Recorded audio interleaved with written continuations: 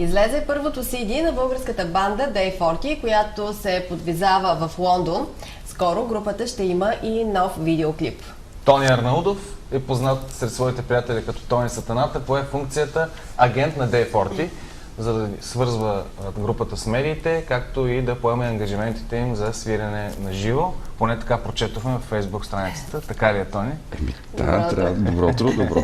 Добро утро. Да, трябва да прескочим вече границите. Стига сме се занимавали само с български банди, трябва да почнем вече и с чужди банди да се занимаваме. Добре, малко повече да ще ни разкажеш ли за тази група? Доста повече мога да разкажа. Момчетата са силна група туристи from London, нали, както се казва на майтап. Естествено, всички почти от бандата са българи, които живеят и бачкат в Лондон. Един от групата е германец, който също пък бачка в Лондон. И така, общо взето се занимават, вадат си хляба с други работи, за жалост не още с музика, но все пак успяват да отделят от времето си така и финансови средства, за да свирят и да издадат този албум, да го запишат.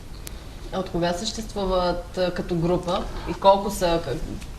Значи групата съществува реално почти от около 2003 година.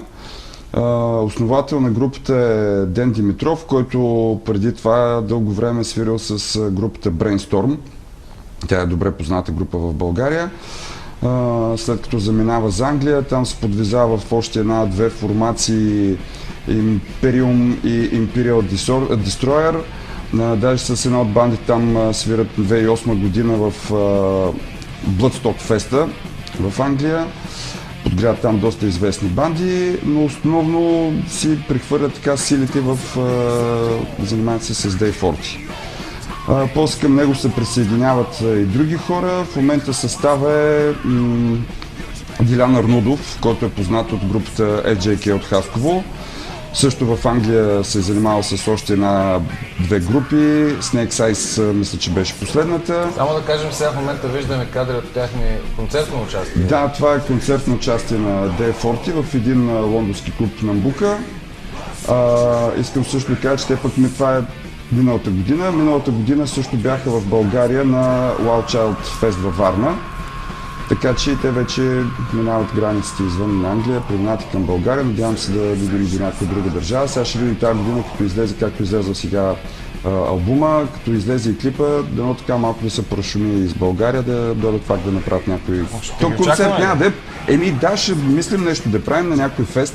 Най-малкото можем нещо да мислим по този въпрос. Да, ти изборяваше членовете на групата, кои са другите момчета, това общо взето виждаме ги на каква възраст са, какъв е стила на музиката? Стила е мелодик траш дет метал. Стефан Минев е бас-китарист, с Стефан ние сме свирили тук в два проекта наши, имахме една група преди години HyperX, после и в Satans.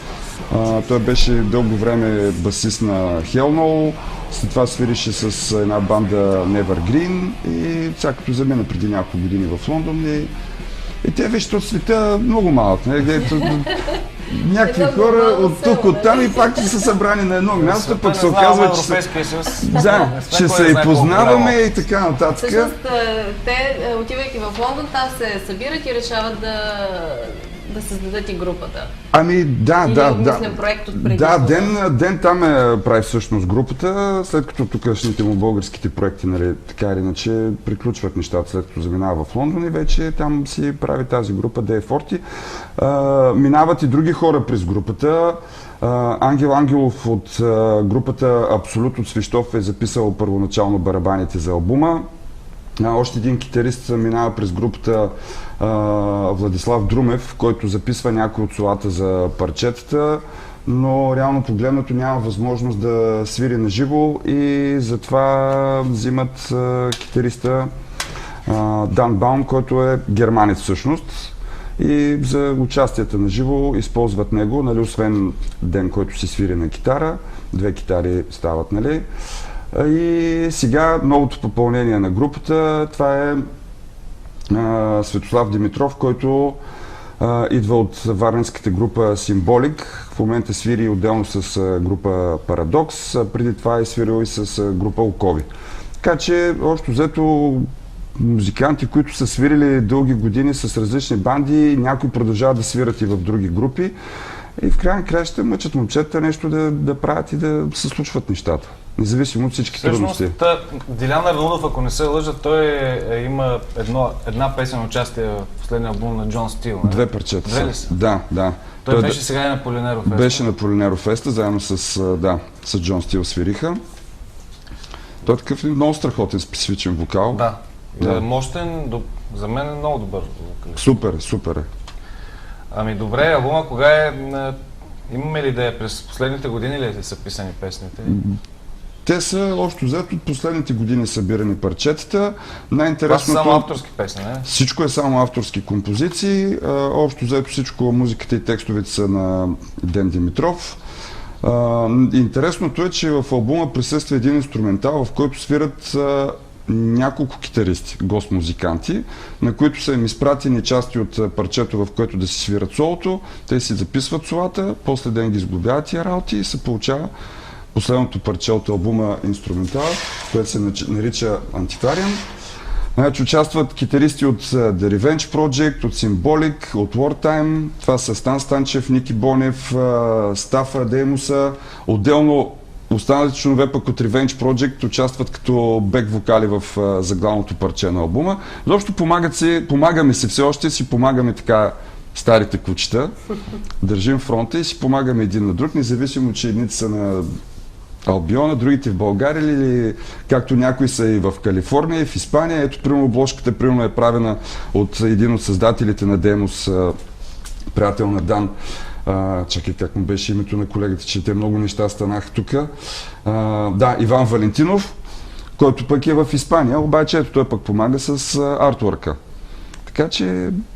40-тия ден би трябвало да се преведе, нали? Музиката албума се казва Only the Stones Remain.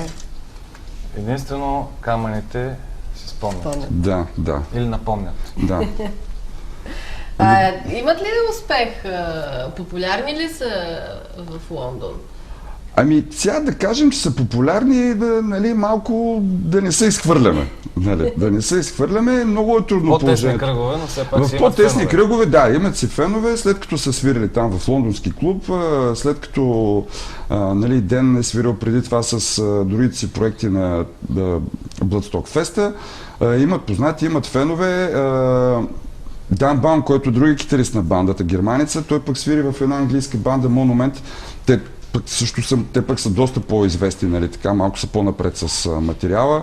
Той е свирил в доста вече клубове и на фестове там с групата Monument, така че той от един на друг, те познанствата се прехвърлят и нещата почват да се популяризират. Сега вече с албума се надяваме, че нещата ще станат доста по-лесни.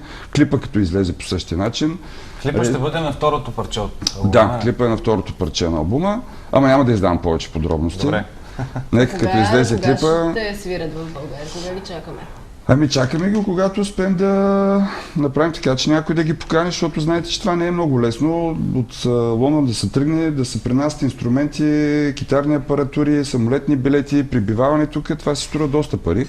Така че надяваме се някои от организаторите на фестовете, които имат така по-добри възможности и се надявам да чуят албума и клипа, да успеят да ги поканат и да могат да ударят пак на наша земя. Добре, ще ги очакваме и пожелаваме им успех.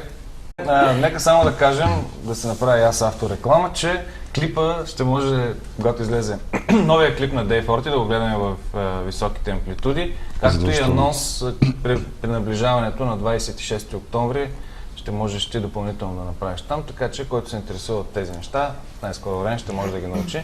Благодарим ти, Тони, за това участие.